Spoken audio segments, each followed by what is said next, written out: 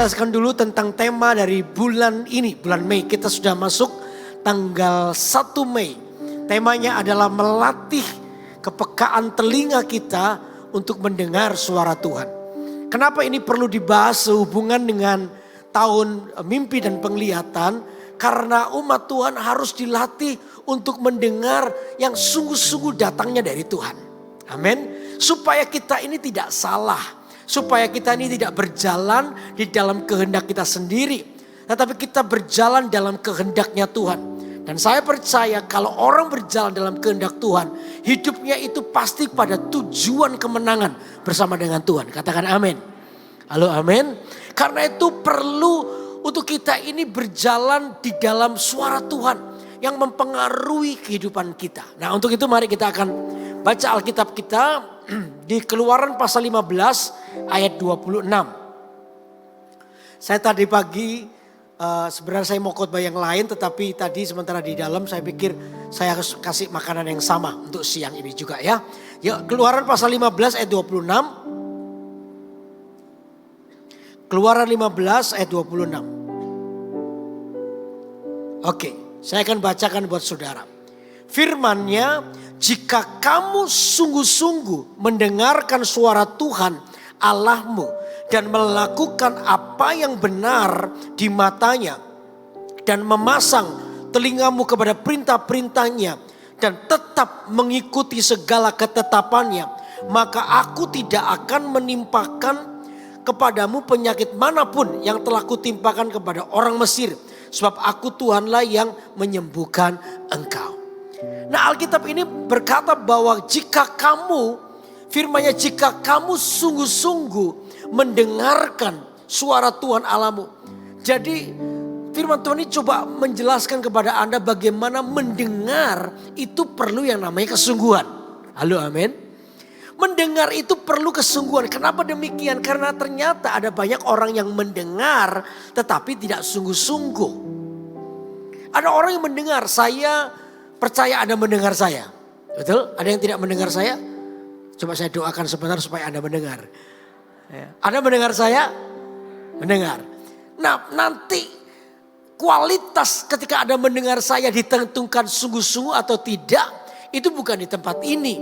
Tapi ketika Anda keluar dari pintu itu. Anda disebut mendengar dengan sungguh-sungguh atau tidak. Itu tergantung bagaimana hidup kita ini berubah atau tidak. Amin. Hidup kita ini mau berubah atau tidak. Ada banyak orang yang mendengar tapi gak mendengar dengan sungguh-sungguh. Tadi pagi saya kasih contoh nih. Gak apa-apa saya contoh lagi ya. Ya contoh lagi ya sama orang yang lain deh. Jangan. Siapa ya? Yang agak jauhan gitu loh. Siapa ya? Ada. Siapa ya? Ini aja siapa? Ya sini. Gaby ini. Gaby. Ya. Gaby ini singer AOG. Tapi sekarang sudah dewasa dia. Gaby, Ko Yudi minta tolong ambilkan minum. Ya, Gaby. Oh ya. Ini parantaranya. Saya pikir namanya juga Gaby nih, kalau yang berdiri dia. Gaby, ya ini Gaby. Gaby ambilin saya minum, thank you ya. Thank you, udah, thank you ya. Nah, Gaby waktu itu mendengar perkataan saya. Ya, nah kapan dia mendengar dengan sungguh-sungguh? Ketika dia melakukan perintah saya, betul? Halo, betul gak saudara? Dia mendengar perintah saya, makanya dia melakukannya.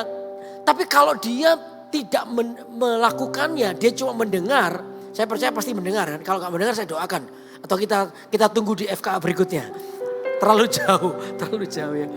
Ya, kalau dia mendengar lalu dia terus di situ, dia mendengar tapi tidak mendengar dengan sungguh-sungguh. Karena apa? Tidak melakukan perintah.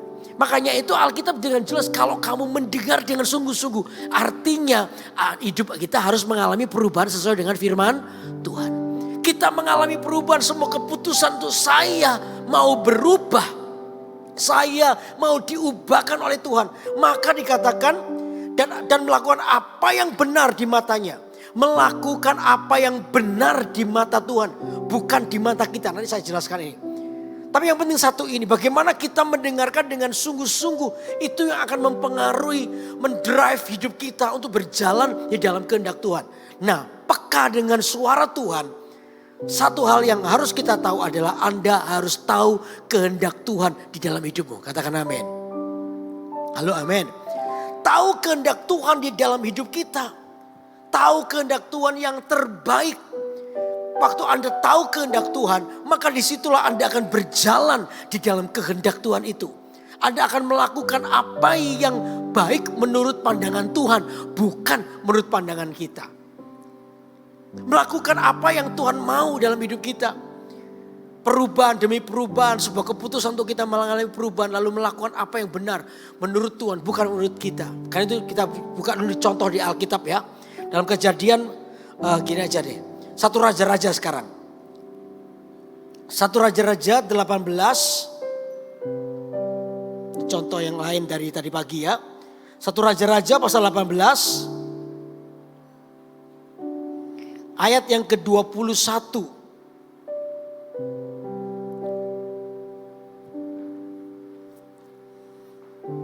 Ya. 1 Raja-Raja pasal 18 ayat 21. Lalu Elia mendekati seluruh rakyat itu dan berkata, berapa lama lagi kamu berlaku timpang dan bercabang hati? Kalau Tuhan itu Allah, ikutilah dia. Dan kalau Baal, ikutilah dia. Tetapi rakyat itu tidak menjawabnya sepatah kata pun. Lalu Elia berkata kepada rakyat itu, hanya aku seorang diri yang tinggal sebagai nabi Tuhan. Padahal nabi-nabi Baal itu ada 450 orang banyaknya. Oh, ini kisahnya tentang Elia. Elia ini sebenarnya disuruh oleh Tuhan untuk datang kepada orang Israel. Kenapa? Backgroundnya begini. Karena pada waktu itu Israel itu mengalami kekeringan. Tidak turun hujan selama 3,5 tahun. Bayangin saudara, 3,5 tahun tidak hujan, pasti kebutuhan yang paling mendasar adalah air. Wah, dan air itu cukup berpengaruh. Ya, saya kalau tahan makan masih kuat. Sekalipun tetap ada batasnya, betul nggak saudara? Tapi kalau seluruh nahan haus itu lebih berat buat saya. Apalagi kalau saya lagi melakukan aktivitas, ya nahan haus itu paling susah. Air itu begitu penting. Saudara bisa bayangin 3,5 tahun Israel lagi mengalami sebuah masalah yang cukup besar. Nah, di tengah-tengah masalah itulah tiba-tiba ada tawaran. Nah, di sini saudara. Tawaran dari mana? Dari Isabel. Ratu yang pada waktu itu memerintah, namanya Isabel. Isabel itu menolak Tuhan. Dia adalah penganut dewa Baal. Ya, makanya itu Isabel ini menawari, hai Israel, kamu kurang air kan? Aku punya air banyak nih. Aku punya persediaan air banyak. Kamu mau nggak? Kalau kamu mau, tapi ada satu syarat. Apa itu? Kamu harus menyembah Baal. Mereka dihadapkan kepada tantangan iman. Di tengah-tengah situasi keadaan persoalan, paling mudah untuk kita tidak tahu kehendak Tuhan. Karena apa? Mata kita tertutup pada persoalan itu. Ini yang perlu kita harus ingat. Peka dengan suara Tuhan itu dimulai ketika Anda mendengar dengan sungguh-sungguh. Katakan amin. Kalau tidak mendengar sungguh-sungguh, maka mudah bagi mata kita tertutup oleh persoalan hidup kita. Lalu kita memilih untuk menyelamatkan diri kita sendiri dengan cara apa? Menurunkan standar firman Allah. Makanya Alkitab tadi berkata, Elia menegur Israel, kenapa kamu bercabang hati? Kenapa kamu itu bercabang hati? Bukankah kamu tahu bahwa Allah itu sanggup menolongmu? Kamu sanggup, Tuhan itu sanggup untuk memelihara hidupmu. Tapi kenapa hari ini ketika kamu ditawari itu kamu berpikir pendek. Tidak sabar dengan waktunya Tuhan. Lebih memilih untuk pilih instan menolong dirimu sendiri. Orang seperti ini adalah orang yang seharusnya tidak tahu kehendak Tuhan yang mulia. Saya percaya Tuhan itu punya kehendak buat hidup kita. Dan kehendak Tuhan itu dinyatakan sesuai dengan waktu Tuhan. Katakan amin. Halo, amin. Nah, untuk itu dibutuhkan sebuah kesabaran untuk Anda menanti. Israel tidak sabar. Israel ini tidak sabar. Makanya itu dia mau menerima tawaran itu. Makanya datanglah teguran Tuhan melalui Elia. Kenapa kamu bercabang hati, hai Israel? Bukankah kamu tahu harusnya Allah itu yang memelihara hidupmu? Tapi kenapa hari ini kamu menyembah Baal? Wah, saking jengkelnya Israel Elia itu, lalu Elia nantang. Ya sudah, begini aja. Kamu pilih sekarang. Kamu milih Baal atau kamu milih Allah yang hidup? Pilih sekarang. Alkitab berkata Israel itu terdiam. dia tidak menjawab. Coba ayat yang keberapa tadi? Ayat 21. Lalu Elia mendekati seluruh rakyat itu dan berkata, berapa lama lagi kamu berlaku timpang dan bercabang hati? Kalau Tuhan itu Allah, ikutilah dia. Dan kalau Baal, ikutilah dia. Tetapi rakyat itu tidak menjawabnya sepatah kata pun. Orang yang tidak menjawab itu berarti orang ini ragu-ragu. Halo? Ada mendengar saya? Halo, amin. Amin kan, ayah? Saya enggak. Orang ini ragu-ragu. Dia nggak bisa jawab. Seharusnya kan dia bilang begini, tenang Elia. Kami tetap menyembah Tuhan. Sekalipun kami dalam persoalan. Kami tahu kehendak Tuhan dalam hidup kami. Tenang aja. Kami terus berjalan di dalam kehendaknya. Tapi Israel ini ragu-ragu. Israel ini terdiam. Bahkan ketika Elia nantang. Oke, kita buat pertandingan aja ya. Kalau Anda baca selanjutnya, Elia itu ngomong gini, kita buat pertandingan aja ya. Nanti kita akan bangun satu tempat persembahan, kita taruh lembunya semuanya, sudah kita masing-masing berdoa. Orang-orang nabi-nabi Baal itu berdoa kepada Baal, minta api turun buat membakar persembahannya. Nanti Elia juga akan berdoa minta Tuhan menyambar persembahannya. Jadi tidak boleh taruh api. Siapa yang Allah yang melakukan api, menurunkan api, dialah Allah sesungguhnya. Harusnya Israel itu bilang begini, gak perlu begitu Elia. Kami loh tetap percaya sama Tuhan, kami tidak meninggalkan Tuhan, tenang aja. Harusnya begitu. Tapi kalau Anda baca selanjutnya, Elia, orang Israel berkata apa? Israel berkata gini, ya sudah buatlah demikian. Loh kan, kalau saya jadi Tuhan, tapi itu satu-satu di Israel. Kan? Gemes, aku benci gitu kan. Kalau saya jadi Tuhan, untung yang Tuhan bukan saya kan begitu. Orang-orang ini begitu tidak percaya kepada Tuhan karena situasi mereka kehilangan kehendak Tuhan. Saudara, kepekaan Anda kepada Tuhan satu dasarnya. Anda harus tahu kehendak Tuhan dalam hidupmu, katakan amin. Kehendak Allah dalam hidup kita itu apa? Jelas memuliakan Tuhan. Sesuatu yang tidak memuliakan Tuhan jangan lakukan. Orang Israel terjebak persoalan di dalam hidup mereka. Mereka terjebak di dalam masalah mereka. Sehingga mereka melupakan Tuhan. Bukankah ini yang jadi problem jemaat Tuhan? Makanya Tuhan tuh ingatkan kalau kamu mau mendengar dengan sungguh-sungguh. Peka terhadap kehendak Tuhan, tahu pada kehendak Tuhan. Kamu tidak akan begitu di tengah-tengah persoalan apapun yang kau alami. Kamu tetap stay tinggal dalam kebenaranmu untuk terus menyembah kepada Tuhan. Halo amin saudara. Cuma karena Israel ini mulai kehilangan kehendak Tuhan. Dia tidak tahu kehendak Tuhan. Makanya Israel bercabang hati. Susah untuk membedakan mana tangan kanan mana tangan kiri. Pengennya instan. Ketika Tuhan ditunggu-tunggu pertolongannya belum datang. Mereka mulai pikir ini yang sudah ada. Udah gak perlu berdoa. Tinggal terima aja. Gak apa-apa. Orang lebih pilih untuk hal yang mudah begitu. Orang pilih untuk hal yang lebih mudah begitu. Padahal Tuhan itu untuk melatih kita. Kata setia itu tetap mengikuti. Padahal tidak mendapat apa-apa. Itu kata setia. Tetap mengikuti sekalipun tidak dapat apa-apa. Itu setia saudara. Halo, setia itu tidak ada embel-embelnya. Aku setia jika Tuhan memberkati aku. Aku setia jika Tuhan menolong aku. Setia itu tidak ada embel-embelnya. Komitmen, setia itu berkomitmen. Aku hari ini diuntungkan atau belum diuntungkan, aku mau tetap mengikut engkau. Itu setia. Halo amin.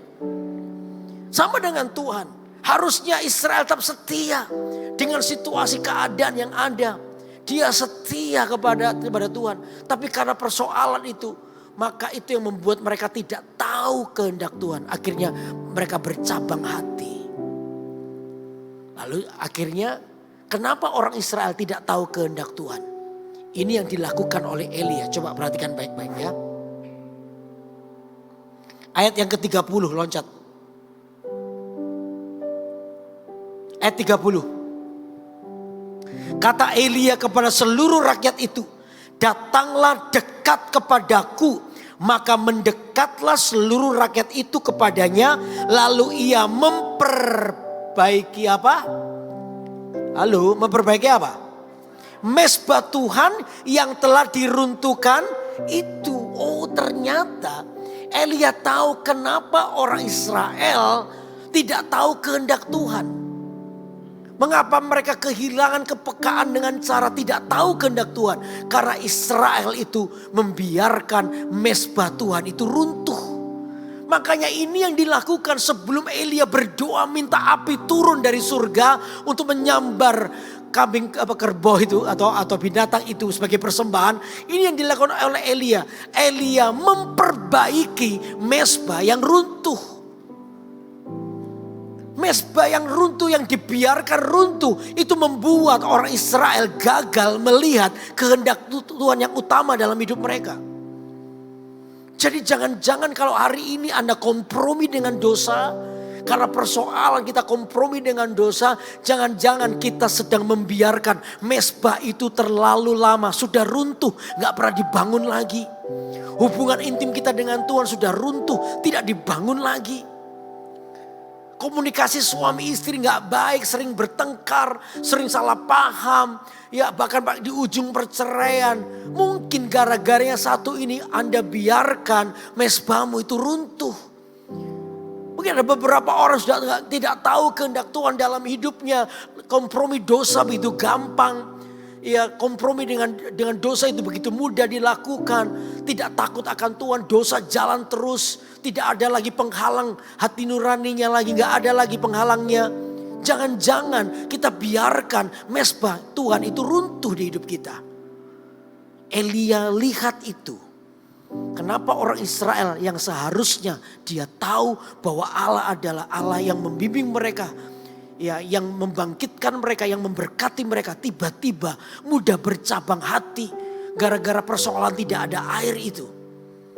Elia lihat itu karena orang Israel membiarkan mesbah itu jadi reruntuhan. Makanya ini yang dilakukan oleh Elia apa? Dia bangun mesbahnya kembali. Katakan amin. Dia bangun mesbahnya kembali. Artinya hubungan pribadi dengan Tuhan harus dibangun. Karena hubungan pribadi dengan Tuhan itu akan mengcover hidup Anda. Hubungan pribadimu dengan Tuhan itu yang mengcover kehidupan rohanimu. Saya secara pribadi seringkali ingatkan diri saya. Yudi, hubunganmu dengan Tuhan sudah tidak bisa diganti oleh apapun juga. Termasuk apa? Sibuknya pelayanan. Halo amin. Saya pelayanan sibuk. Ya kemana-mana. Tadi malam baru sampai lagi. Ya. Dari luar kota tadi malam, ini pagi khotbah, nanti minggu depan saya pergi ke Jakarta lagi, puter-puter terus. Tapi saya selalu berkata buat diri saya, sesibuk apapun kamu tidak boleh meninggalkan satu ini, apa? Hubungan pribadimu dengan Tuhan. Sebab itu yang membuat kamu tahu kehendak Allah dalam hidupmu. Katakan amin. Itu yang membuat Anda tahu kehendak Allah dalam hidupmu.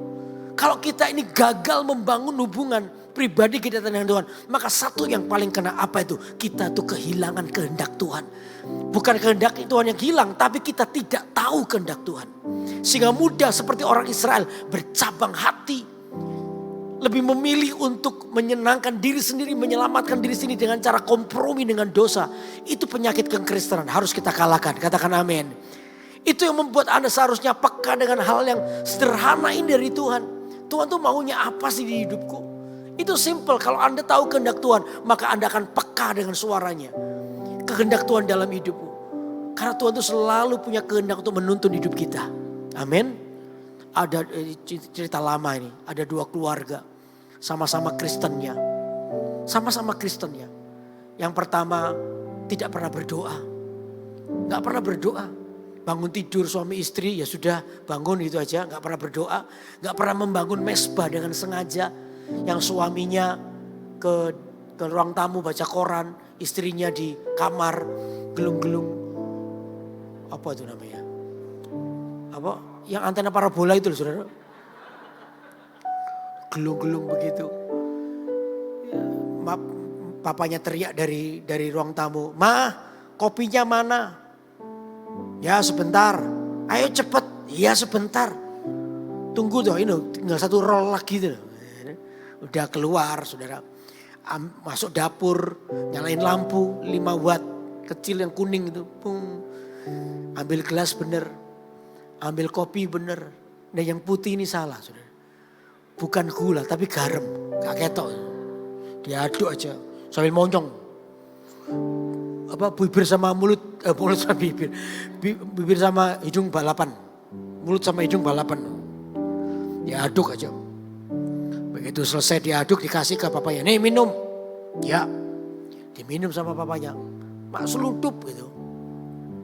Di dunia ini ada dua pengaruh. Pengaruh surgawi dan pengaruh duniawi. Kalau kita tidak mempersilahkan pengaruh surgawi, maka yang mempengaruhi kita pengaruh duniawi.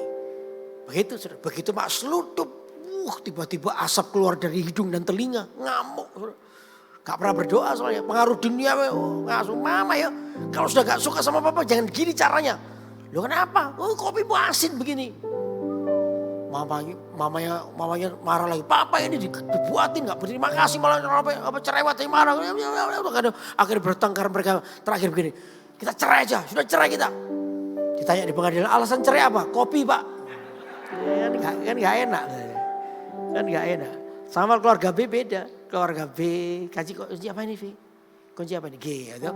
Misalnya bangun tidur. Lalu mereka mulai nyanyi. Nyanyi apa ya kunci G? Lagu apa ya gitu ya. Lagu G misalnya. Sebab kau besar, perbuatanmu ajaib. Tiada seperti engkau. Tiada seperti engkau. Sebab kau besar, perbuatanmu ajaib, tiada seperti engkau, tiada seperti engkau. Wah mereka habis nyanyi, mereka nyembah Tuhan, lalu saling mendoakan, amin. Mereka baca Alkitab, wah senang sekali. Mereka mengizinkan pengaruh surgawi masuk di hati mereka. Ucapan syukur itu ada di hati mereka. Begitu mereka selesai, papanya juga sama keluar baca koran. Mamanya juga gelung-gelung antena bola yang tadi itu loh. Sama, papanya teriak, "Ma, kopinya mana kok belum datang?" "Oh iya sebentar." Ya, masuk dapur bener, masang lampu. Ini karena tetangga, lampunya sama 5 wattnya. Ambil gelas bener, kopi bener. Saya mau tanya, manusia bisa salah nggak? Pendeta bisa salah nggak? Bisa, ya itu sudah. Yang putih ini salah. Mungkin matanya salah lihat, bukan gula tapi garam. Dia diaduk sambil nyanyi Tuhan berkuasa gitu kan. Tuhan berkuasa, bumi bersuka, umatnya bersorak, ohoi gitu kan. Tuhan berkuasa gitu. Udah dikasih, "Pak ini minum kopinya." Diminum, mak seludup. Tadi kalau kita beli pasta gigi, ya pasta gigi itu di pabrik diisi odol, betul gak saudara? Kita beli, kita pencet keluar odol. Ada yang keluar duit? Gak mungkin. Di pabrik diisi odol, kita beli, kita pencet keluar odol. Sama dengan hidup kita, diisi firman Tuhan, ucapan syukur, ya kebaikan, tentang kebaikan Tuhan, hidupnya penuh dengan hadirat Tuhan, lalu datanglah masalah. Masalah itu selalu bersifat menekan, betul gak saudara? Begitu datang masalah, cet, diisi ucapan syukur, kepencet, cet, keluar apa? Ucapan syukur. Makanya begitu seludup, haleluya. Glory bagi sang raja gitu kan. Mamanya kaget. "Pah, minum kopi kok pakai puji Tuhan, haleluya segala. Kopimu pagi ini istimewa, Mah." "Loh kok bisa?" "Coba minum sendiri." Begitu diminum, seludup, shalom gitu saudara. Yang keluar, wah haleluya, glory. Akhirnya 2 suami istri saling pandang, mereka ketawa terbahak-bahak, cubit-cubitan pipi. Gak lucu. Persoalannya sama enggak? Halo, persoalannya sama enggak? Sama. Tetapi hubungan dengan Tuhan itu yang mengcover semuanya. Supaya Anda tahu kehendak Tuhan, katakan amin. Halo, yang keluarga A sama-sama Kristennya tapi dia tidak pernah mengizinkan hadirat Tuhan di rumahnya. Maka yang terjadi adalah bukan kehendak Tuhan, kehendak setan. Persoalannya sama, terima persoalan tapi keputusannya cerai. Karena apa? Mereka telah dibutakan, mereka telah kehilangan kehendak Tuhan yang utama. Tetapi keluarga B beda, persoalannya sama. Minum kopi asin juga. Tapi mereka bisa saling tambah sayang. Mereka bisa saling tambah mencintai. Disitulah sebenarnya bedanya. Elia tahu kenapa Israel bercabang hati. Karena mereka membiarkan mezbah itu runtuh. Sehingga mereka tuh kehilangan kehendak Tuhan. Harusnya mereka terus bertahan percaya di tengah apapun yang mereka alami. Mereka tetap percaya kepada Tuhan bahwa dia sanggup menolong hidupnya. Bahwa Tuhan sanggup menolong hidup mereka. Harusnya. Tetapi karena mereka telah membiarkan mezbah itu runtuh. Maka mereka mudah bercabang hati.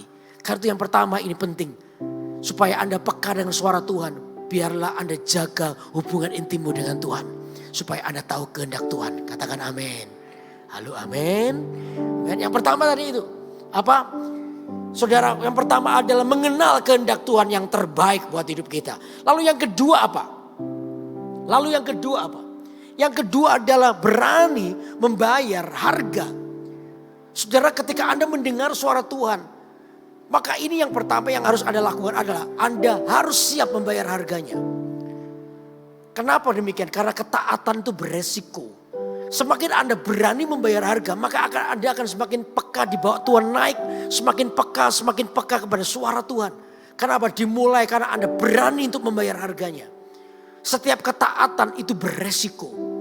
Setiap ketika kita taat dengan Tuhan, maka kita ini ambil resikonya. Dan itu sudah biasa. Kenapa? Setiap kali kita melakukan kebenaran, pasti dunia ini membenci. Dunia ini pasti membenci. Jadi Anda siap ketika Anda mendengarkan suara Tuhan. Lalu Anda belajar taat. Anda akan disalah mengerti banyak orang. Itu hal yang normal. Itu yang saya sebut Anda menderita bagi Kristus. Menderita bagi Kristus itu bukan Anda hidup miskin, menderita, kekurangan. Oh bukan. Saya percaya Tuhan pasti berkati. Tapi yang disebut menderita itu adalah begini loh. Anda mungkin disalah mengerti orang lain. Anda tetap membayar untuk sebuah ketaatanmu, kecintaanmu dengan Tuhan. Anda mungkin disalah mengerti orang lain tapi Anda melakukan terus. Nah itu yang namanya menderita bagi Kristus. Karena kata Alkitab, coba buka di Filipi pasal berapa tadi? Filipi pasal 1 ayat 29, coba baca. Filipi pasal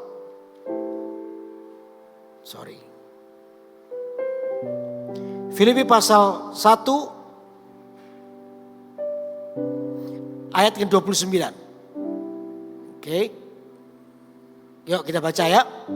Kita baca bersama-sama ya. 2, 3. Sebab kepada kamu dikaruniakan bukan saja untuk apa? Percaya kepada Kristus, melainkan juga untuk apa? Untuk menderita untuk Dia. Arti menderita di sini tadi dia bilang bukan, wah udah kita miskin, no, bukan itu. Ya kita susah aja dibilang, no. Dalam Tuhan Anda akan dihibur, Anda akan diberkati Tuhan, percaya dengan saya. Tapi yang dimaksud adalah menderita karena Anda disalah mengerti oleh orang lain. Apakah ketika Anda diperlakukan begitu membuat Anda mulai meniadakan kehendak Tuhan, lalu lebih memilih untuk menyenangkan orang lain? Tentunya tidak, katakan amin. No, enggak. Aku mau taat dengan Tuhan. Saya dulu waktu SMA, saya ini awal itu rankingnya itu 1 sampai 3. Saya itu paling rendah 3. 1, 2, 3. Waduh saya kompetisi terus dengan teman saya 1, 2, 3 terus. Tapi gurunya nggak tahu kenapa saya bisa ranking 1, 2, 3. Karena saya juga jago nyontek, saudara. Ya, saya ilmu nyonteknya cukup tinggi levelnya, level dewa saya. Saya duduk di bagian belakang begitu dan hidup saya itu selalu dinanti-nantikan teman saya kalau ujian. Semua bergantung kepada saya. Yot, mau beres sudah.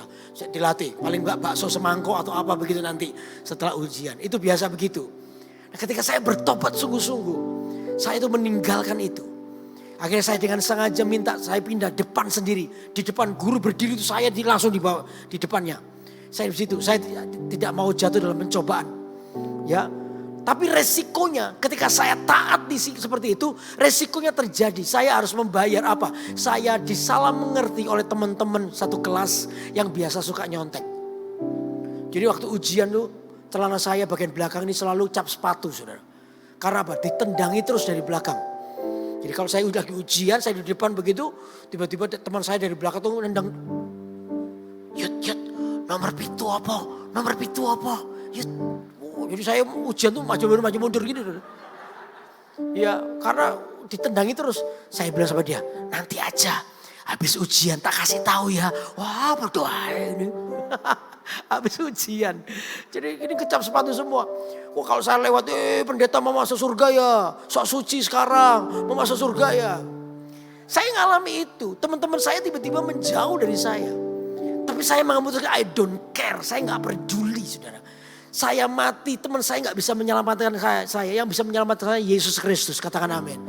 Saya mau bersama dengan Tuhan. Ketaatan itu beresiko.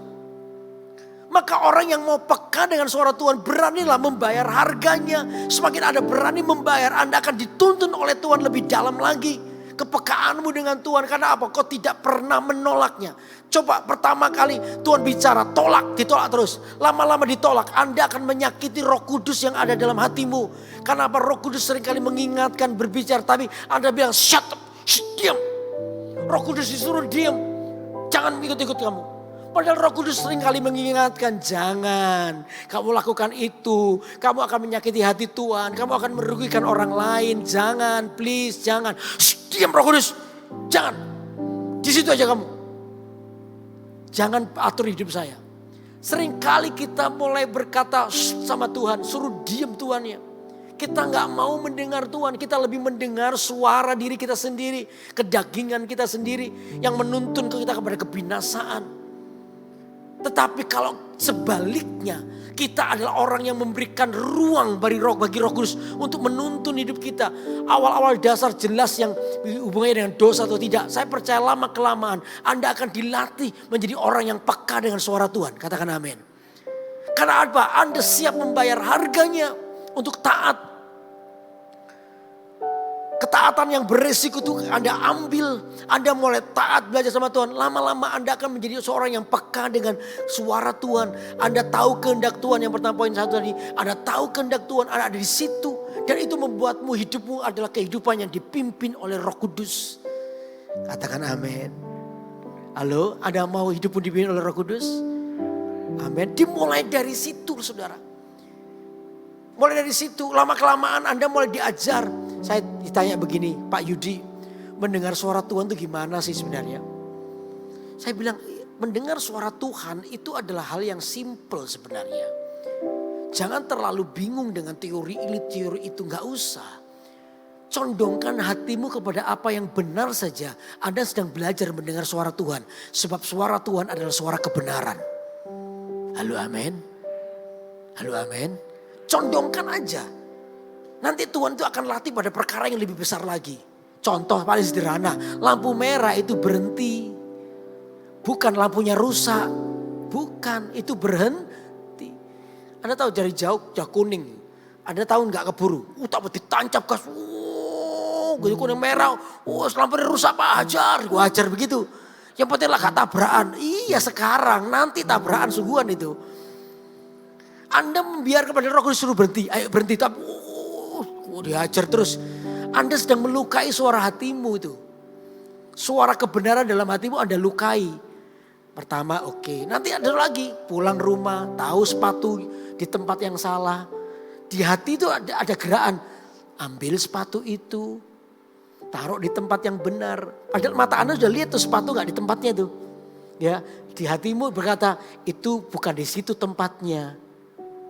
Harusnya simpel aja, ambil sepatu itu taruh di tempat yang benar. Tapi kita mau bukan tugasku, tugasnya Iem. Ya nanti aja. Anda tinggal, Anda biarin terus. Anda mematikan suara kebenaran dalam hatimu. Terus menerus. Dalam pekerjaan juga begitu. Waktu saya di Manado, satu saat saya datang ke kantor. Ya jam kantor 8:30. Kan ini sudah terang. 8:30 berarti Manado itu 8:30. 8:30 ini. Udah masuk di kantor saya lihat tuh. Kok lampu depan gereja itu masih nyala. Saya masuk, saya ketemu salah satu cleaning service yang di sana. Saya bilang, Nyong, panggil Nyong, anak muda, Nyong, Manado ya. Nyong, kenapa kok lampunya tidak dimatikan? Lampu depan masih nyala, kok gak dimatikan? Ini kan sudah terang, harusnya dimatikan. Dia bilang gini, bukan tugas saya Bapak Pendeta. Bukan tugas saya. Loh terus tugas siapa? Tugas si itu. Gini loh. Kalau matikan itu gini loh. Gini loh. Gini loh. Itu gak sampai 1 jam. Gak sampai 10 menit juga. Mek karin dudil gini tuh loh. Kamu gak perlu orang lain. Ini loh. Saya jalan ke tempat stikernya itu gak sampai 5 menit kok. Gini aja loh. Kenapa harus tunggu orang lain? Kamu tahu kan harusnya dimatiin. Tahu Pak Pendeta. Saya ajari dia. Kamu tahu gak? Begitu kamu lihat. Sebenarnya dan kamu diingatkan. Itu harusnya mati. Itu sebenarnya Tuhan sedang berbicara. Roh Kudus sedang berbicara pada hal yang simple sehari-hari. Di hidupmu. Matikan lampu itu. Tapi kamu menolaknya. Lama kelamaan. Kalau kamu hal yang biasa itu kamu matikan terus, kamu tolak terus, kamu tolak terus, kamu tolak terus. Nanti pada hal yang besar di mana kamu butuh suara Tuhan, kamu tidak bisa mendengarnya. Karena apa? Kamu tidak pernah latih hatimu untuk mendengar pada apa yang benar. Ada yang mengerti maksud saya? Halo? Yang ngerti coba lambaikan tangan.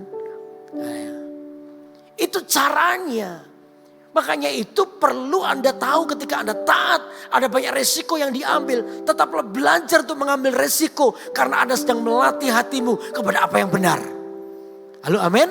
Anda sedang melatih kecondongan hatimu kepada apa yang benar. Sehingga dari situlah Anda akan belajar tentang suara Tuhan yang sebenarnya. Anda sedang belajar tentang tuntunan Tuhan yang sebenarnya. Sehingga kehidupan kita itu menjadi kehidupan yang kaya dengan hikmat Tuhan. Saya percaya Tuhan sampai hari terus melakukan tuntunannya supaya Anda adalah orang yang bertemu dengan kemenangan dengan cara Tuhan. Supaya hidup kita ini mengalami kemenangannya. Katakan amin. Halo amin. Amin. Jadi izinkan Tuhan menuntun kita. Karena itu beranilah untuk membayar harga. Sekalipun itu bukan tugasmu, lakukanlah. Gak apa-apa, simple aja kok. Ya. Gak perlu sampai, ini kan bukan tugas saya. Sesuatu yang sangat simpel lakukan aja. Ya kecuali sesuatu yang prinsip ya jangan mengambil tugas orang lain. Tapi kalau hal yang simpel, Anda tahu digerakkan begitu. Sepatu gak di sini, taruh di tempatnya. Kaos kaki gak di sini, taruh di tempatnya. Jangan-jangan Tuhan itu sedang berbicara kepada Anda lewat hal yang simpel. Hal yang sederhana. Tapi ketika kita belajar taat, nanti saya percaya di situasi yang paling berat Anda akan menjadi mudah untuk taat. Kenapa? Anda telah belajar mendengar dari hal yang sederhana. Amin. Anda ngerti sampai di sini? Amin. Oke, itu yang kedua. Lalu yang ketiga apa? Poinnya sama seperti tadi pagi, tapi khotbahnya ternyata beda. Ini Roh Kudus tidak tahu bawa kemana saya ini. Khotbahnya jadi beda. Oke, yang ketiga sekarang. Yang ketiga adalah dikatakan pelita hidup yang akan bercahaya. Ini jelas. Orang yang mau peka dengan suara Tuhan, pelitanya itu akan bercahaya. Kenapa alasannya? Karena Tuhan itu sumber hikmat. Katakan sumber hikmat. Sumber hikmat. Sumber hikmat untuk apa? Untuk kita ini selalu memiliki pengharapan di dalam Tuhan. Kita itu memiliki pengharapan di dalam Tuhan yang akan menuntun hidup kita. Makanya dikatakan orang yang mau taat dengan Tuhan, peka dengan suara Tuhan, orang ini akan tahu janji Tuhan itu pasti digenapi. Dia akan tahu bahwa Tuhan pasti memberkati hidupnya. Dia akan tahu bahwa Tuhan itu pasti akan menolong hidupnya. Makanya kata sabar itu disamakan dengan petani. Masih ingat? Coba buka Yakobus pasal yang kelima ayat yang ke-7 coba. Yakobus 5 ayat 7. Yuk baca, Yakobus 5 ayat 7. Yuk kita baca bersama-sama ya. Yakobus 5 ayat 7. 2, 3. Karena itu saudara-saudara bersabarlah sampai kepada kedatangan Tuhan. Sesungguhnya petani menantikan hasil yang berharga dari tanahnya. Dan ia sabar sampai telah turun hujan musim gugur dan hujan musim semi. Nah kata sabar di situ sebenarnya gini, konteks surat ini. Surat Yakobus itu juga disebut sebagai surat nasihat sebenarnya.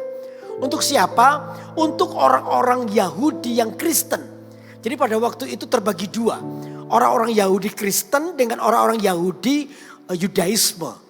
Nah orang-orang Yahudi Kristen itu mengalami tantangan iman mereka. Dari orang-orang Yahudi Yudaisme.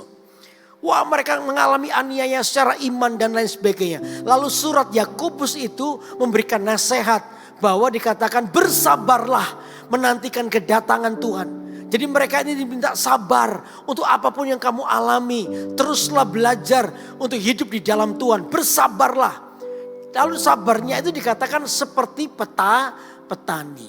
Apa maksudnya? Saudara, petani itu begini loh. Petani itu waktu dia menanam, dia bukan nganggur. Atau dia bukan sia-sia. Ketika dia menanam, dia tahu bahwa akan ada panen. Betul? Halo? Ketika dia menanam, dia tahu akan ada panen. Waktunya akan datang panen. Mungkin bisa 3-6 bulan akan terjadi panen ini. Dia tahu, makanya dia sabar. Dia tahu bahwa penantiannya tidak sia-sia. Dia tahu bahwa panen itu akan datang. Sama dengan Anda dan saya. Waktu Anda punya persoalan, Anda berdoa, Anda percaya Tuhan pasti tolong kita. Halo, amin. Seperti petani itu sadar bahwa dia percaya bahwa panen akan datang. Kita percaya bahwa Tuhan akan tolong kita. Cuma waktunya itu bukan waktunya kita. Makanya itu diminta sabar. Jadi prinsip pertama adalah Anda tahu Tuhan pasti tolong saya. Amin. Tuhan pasti tolong saya. Ketika saya mengalami persoalan, Tuhan pasti luputkan saya. Tuhan pasti tolong saya. Tapi caranya nggak tahu. Nanti Tuhan kasih hikmat. Tapi yang tahu, saya pasti tahu bahwa Tuhan pasti luputkan saya dari persoalan ini. Nah, sabarnya petani. Sabarnya petani itu bukan nanam, lalu setelah itu ya aku sudah nanam, cukup tugasku sudah selesai, aku tak pulang tidur. Ya nanti sampai ketemu, dadah 6 bulan lagi ya kita ketemu. Petani itu gak gitu. Petani tahu akan ada panen, tapi di tengah-tengah penantian sabar untuk panen itu, dia datang tiap hari ke sawahnya. Untuk apa? Untuk sirami sawahnya, untuk kasih pupuk tanamannya, untuk halau hama wereng. Dia melakukan bagiannya yang terbaik. Bagian yang terbaik dia lakukan, bagiannya. Dan dia percaya ada bagian Tuhan nanti apa? Membuat panen itu jadi baik. Halo, amin. Sama dengan kita, waktu Anda punya persoalan dan doamu belum dengar, jangan berhenti lalu menyerah, ya ini mati ya wes, bukan begitu saudara. Tapi Anda tetap melakukan bagianmu. Bagianmu apa? Tetaplah hidup jujur, tetaplah hidup benar di tengah-tengah persoalan. Jangan seperti orang yang bercabang hati seperti Israel tadi. Anda tetap mengikut Tuhan dengan sungguh-sungguh, itu bagianmu. Maka saya percaya kalau Anda melakukan bagianmu, dikatakan pelitamu itu akan terang. Karena apa? Anda selalu memiliki pengharapan. Sebab Tuhan akan melakukan bagiannya yang terbaik buat hidup Anda. Beri tepuk tangan buat Allah yang besar. Halo, amin saudara. Halo, amin. Makanya saya ketika saya ulangi lagi, saya cerita ini, ketika mata saya bergeser 15 derajat bergeser sebelah kanan, di mana iblis telah mencoba untuk mengintimidasi saya. Kamu sudah selesai, kamu tidak bisa pelayanan lagi, kamu sudah selesai sudah. Dan kamu tidak bisa buat apa-apa, jangankan khotbah, kamu jalan aja gak bisa, kamu jatuh. Berdiri aja kamu gak kuat. Baca aja gak bisa, apalagi khotbah. Udah dan selesai kamu. Karir, kalau saya ngomong karir kependetaanmu selesai sudah. Kamu gak bisa lanjut. Hidupmu akan bergantung pada orang lain. Kamu akan dituntun oleh orang lain. Di tengah-tengah iblis mencoba untuk mencungkil kekecewaan. Lalu saya dicoba untuk pamer jasa dengan Tuhan. Oh Tuhan, aku ini 33 tahun. Seolah-olah seperti itu, disuruh pamer jasa. Aku ini sudah sungguh-sungguh dengan Tuhan. Tapi aku kenapa ngalami begini. Seolah-olah itu dipancing keluar terus. Tapi saya gak mau. Saya bilang enggak. Seumur hidupku 50 tahun ini aku melihat Tuhan tuh menyertai hidupku. 50 tahun ini aku melihat berkat Tuhan melimpah dalam hidupku. Masakan gara-gara mataku sakit gini, aku lalu menghujat Tuhan. No. Enggak. Saya bilang sama diri saya sendiri, Yudi, kasih Tuhan itu terlalu besar dalam hidupmu. Bahkan kamu buta sekalipun, itu tidak akan pernah bisa menggantikan kasih Tuhan dalam hidupmu. Tuhan itu tidak layak untuk kamu hujat. No. Justru Tuhan itu layak terima pujian daripada kamu. Masalah pelayanan gampang. Tidak harus khotbah di mimbar kok. Tidak harus. Saya bisa doakan orang lewat telepon, konseling lewat telepon juga, itu melayani Tuhan. Saya bisa nanti saya duduk, saya khotbah ya di syuting, masukkan ke YouTube atau masukkan ke Instagram menjadi berkat buat banyak orang. Bisa juga kok. No problem. Ngapain kamu habiskan energimu untuk mengeluh? Jangan. Nyanyi aja. Saya nyanyi. Ya, ku bersyukur Bapa. Kok tinggi ya? Main apa dia? Main G. Ku bersyukur Bapa. Ku bersyukur Tuhan buat kasih setiamu di dalam hidupku. Ku bersyukur. Saya naikkan pujian kepada Tuhan. Saya mengucap syukur, saya berkata Tuhan Engkau baik. Di tengah-tengah aku dalam keadaan yang kurang baik, tetap Tuhan itu baik. Amin saudara. Gak mudah melakukannya. Tapi ketika aku berjalan kepada kehendak Tuhan, aku tahu kehendak Tuhan. Ketika saya tahu kehendak Tuhan, maka saya memilih bagi hidup saya untuk dituntun oleh hikmat Tuhan. Sehingga terang itu boleh ada dalam hatiku. Terang itu boleh terus menyala di hidupku. Sehingga aku memiliki pengharapan di dalam Tuhan. Sampai akhirnya saya pulang ke Surabaya. Hari Rabu atau Kamis saya lupa, saya sudah sampai Surabaya. Saya ke dokter, Rabu malamnya saya ke dokter mata. Dokter mata saya bilang ini mungkin sekitar 3 sampai 6 bulan baru selesai. Baru itu pun pulih, tapi itu tergantung juga matanya gimana. Saya bilang oke. Jadi istri saya langsung meng-cancel semua pelayanan saya. Sampai bulan Agustus nanti di-cancel semua. Ya, saya pulang itu saya sedih. 2 hal yang buat saya sedih. Yang pertama saya tidak bisa baca Alkitab. Mata saya baca Alkitab itu tumpuk-tumpuk semua huruf-hurufnya. Saya gak bisa baca. Saya bilang Tuhan aku dipingin baca Alkitab gak bisa baca. Sama sekali gak bisa baca. Saya mesti pelan-pelan dan kalau baca itu mesti ngulang-ngulang ke atas lagi. Jadi gak selesai-selesai ayatnya. Saya baca itu atas lagi begitu. Di mata saya agak gak jelas begitu. Lalu yang kedua saya gak bisa pelayanan. Saya pingin melayani Tuhan. Saya masih ingat ketika Pastor Philip ada di sini. Ada yang tahu waktu itu ya Pastor Philip ini saya gak ada. Saya itu lagi di ICU itu. Di ICU Pastor Philip sudah bilang nanti Ko Yudi nanti kita ini bukan pembukaan ya. Ini soft opening. Nanti pembukanya tunggu Ko Yudi sehat ya. Ya dalam hati saya mungkin sekitar Agustus nanti. Ya openingnya nanti ya dibuka itu ya. Iya. Nanti saya juga tidak akan bilang ke jemaat kok. Ya supaya jemaat gak gaduh. Ya jemaat gak tahu. Tapi ternyata tahu semua. Saya bilang tadi bagi siapa yang bocorkan angkat tangannya. Bocor semua kemana-mana. Yaudah. Akhirnya saya dalam kondisi kayak begitu. Saya bilang udah gak apa-apa. Terus pelayanan. Saya bilang Tuhan aku pingin pelayanan. Jemaat ini pasti nunggu saya.